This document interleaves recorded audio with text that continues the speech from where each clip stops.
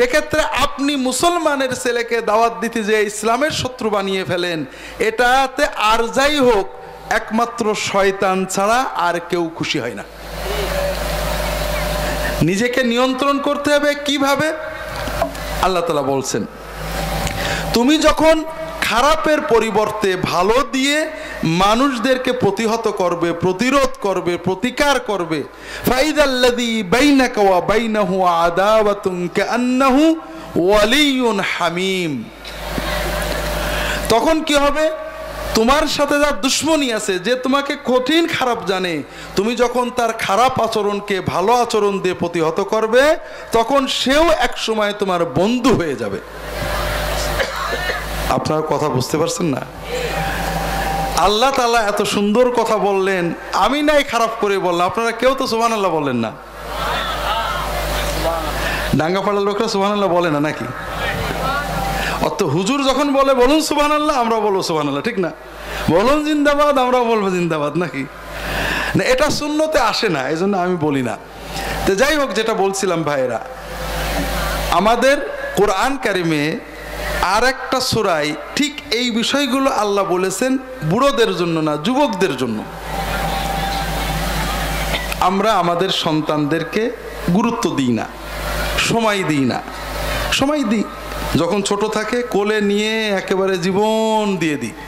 যখন 3, 4, 5, 6 বছর বয়স থাকে, তখন কাঁধে নিয়ে মসজিদে নিয়ে যায়, ঠিক না বেঠিক? কিন্তু যখন 8, 9, 10, 12, 13, 14, 15 হয়, তখন আমাদের সাথে তাদের সম্পর্ক থাকে না, থাকে একটা জেনারেশন গ্যাপ হয়। ওর বন্ধু বান্ধবের আমি চিনি না, ও কোথায় কাটায় আমি জানি না।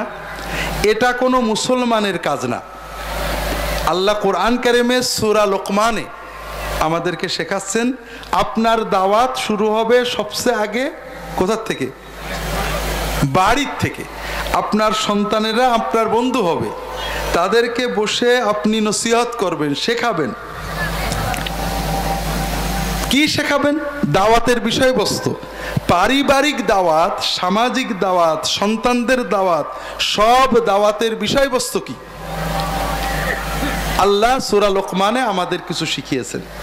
প্রথম কথা, আল্লাহ তাআলা লোকমান আলাইহিস সালামের কথা আমাদের বললেন, ওয়াইদ ক্বালা লোকমান লিবনিহি ওয়া হুয়া ইয়াযুহু ইয়া বুনাইয়া লা তুশরিক বিল্লাহ ইন্নাশ শিরকা লাযুলমুন আযীম।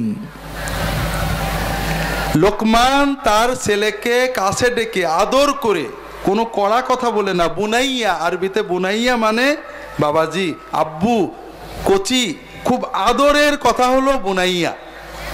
ইয়া বুনাইয়া, কোচি, বাবু শোনো, তোমাকে একটা কথা বলি। কি কথা?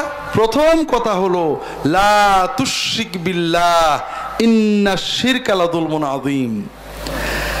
আমাদের আল্লাহর পথে দাওয়াতের প্রথম দাওয়াত, প্রথম পয়েন্ট হলো যে শিরিক করবে না, শিরিক থেকে মুক্ত হও। শিরিকের চেয়ে বড় জুলুম আর কিছু নেই। শিরিক যদি আপনার ভিতরে থাকে, আপনার পরিবারে থাকে, আর আপনি নামাজ পড়েন, রোজা রাখেন, হজ করেন, যাকাত দেন, কোনো লাভ হবে ভাই? আপনার দাওয়াতের প্রথম কথা কি হবে? শিরিক করো না, শিরিক মুক্তভাবে আল্লাহর ইবাদত করো। কথা কি বুঝতে পারছেন? কিন্তু আমরা বাংলাদেশের মুসলমান ঠিক এই জায়গাটা বাদ দিছি। আমাদের সমাজের রন্ধে রন্ধে শিরিক ছড়িয়ে রয়েছে, আমরা বুঝিও না। আমি ছোট ছোট কয়েকটা শিরক আপনাদের বলবো, এরপরে দাওয়াতের দ্বিতীয় বিষয়ে যাব। আমরা একটু আগে বলছিলাম, আল্লাহ তাআলা যে বিধান দেন সেটা আমাদের জন্য কল্যাণকর, আর আমরা হুজুরেরা যে বিধান আপনাদের বানিয়ে দিই যে সেটা আমাদের হুজুরদের জন্য কল্যাণকর। আপনারা যখন কারোর কোনো বিপদ হয়, কষ্ট হয়,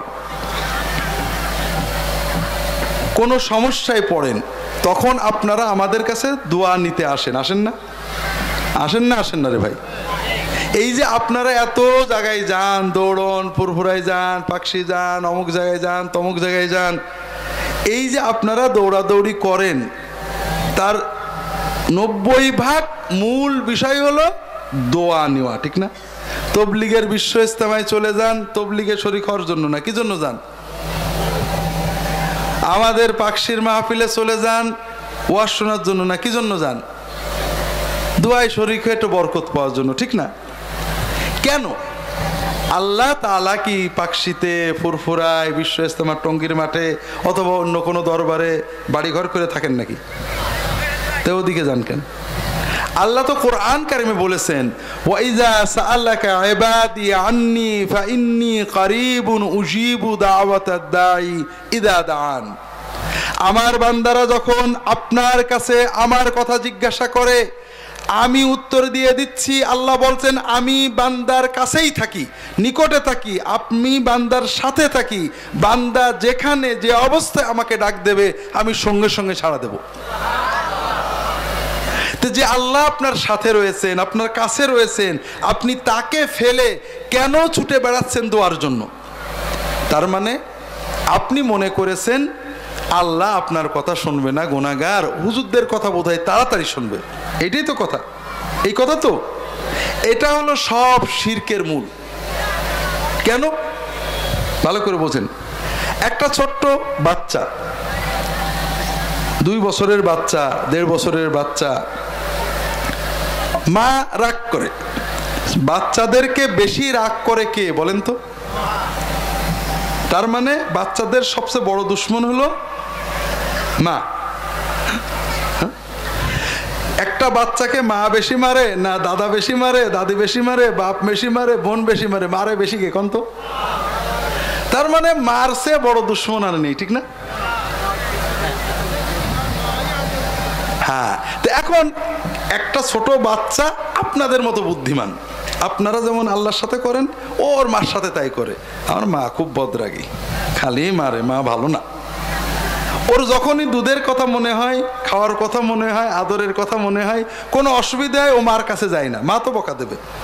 ও আপার কাছে যায়, খালার কাছে যায়, দাদির কাছে যায়, আব্বার কাছে যায়, আব্বা দুধ খাবো, আব্বা খিদে লেগে, আব্বা একটা ও মার কাছে বলে না, ওই আব্বা দাদি খালা ওরা বলে দেয় মাকে, তারপর মা দুধ দেয়। এইরকম যদি কোনো বাচ্চা থাকে, মা কি ওই বাচ্চার পরে খুশি হয়? হ্যাঁ, খুশি হয়। ওই বাচ্চা মায়ের মাতৃত্বকে অপমান করছে, ঠিক না? মায়ের মাতৃত্বের দাবি কি? যে সন্তানের যা কিছু হবে সবচেয়ে আগে কাকে বলবে? মাকে বলবে। আপনি যখন আপনার কোনো কষ্ট, বিপদ, ব্যথা, বেদনা, চাওয়া পাওয়া আল্লাহকে আগে না বলে ছুটে বেড়ান, আপনি আল্লাহর রুবুবিয়তকে অপমান করেন। আল্লাহর রুবুবিয়তের দাবি হলো যে শুধু আল্লাহর কাছে আপনি যান, আর কারো কাছে যাবেন না। যদি কোনো সন্তান এরকম হয় না, ছোট শিশুর যে বুদ্ধি আছে আপনাদের সেই বুদ্ধি নেই।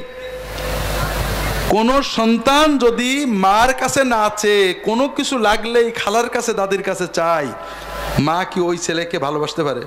রাগ হয় না? আমার মা ভালোবাসে ঠিকই, কিন্তু খুবই কষ্ট পায় যে এই ছেলেটা আমাকে অপমান করছে, ঠিক না বেঠিক? আপনি আপনার রবকে অপমান করেন। 2 নম্বর কথা ভাইয়েরা, আপনার জন্য কোনটি সুবিধা?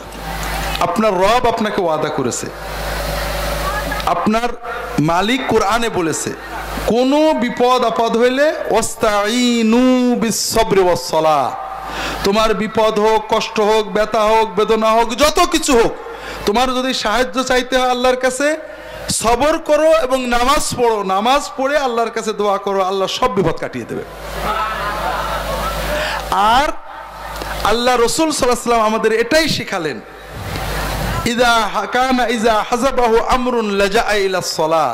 যত বিপদ আপদ, টেনশন, উৎকণ্ঠা নবীজি সাল্লাল্লাহু আলাইহি ওয়াসাল্লাম আসতো, তিনি নামাজে দাঁড়িয়ে যেতেন, নামাজের মাধ্যমে দোয়া করতেন।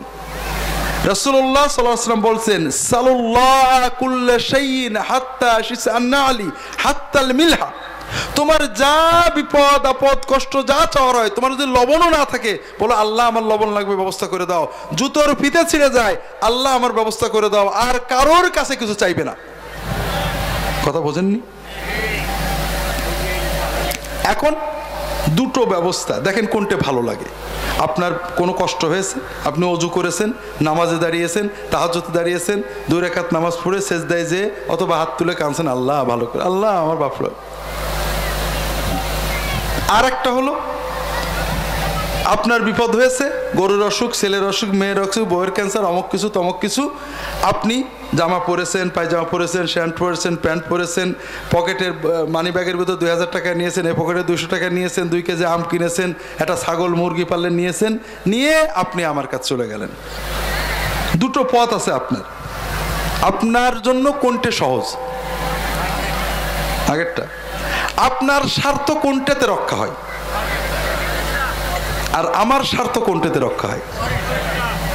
বাঙালি আমরা বলি যে নিজের ভালো পাগলও বোঝে, তবে আমার ধারণা, রাগ করেন না, নিজের ভালো বাঙালি বোঝে না, হুজুরদের ভালো বেশি বোঝে।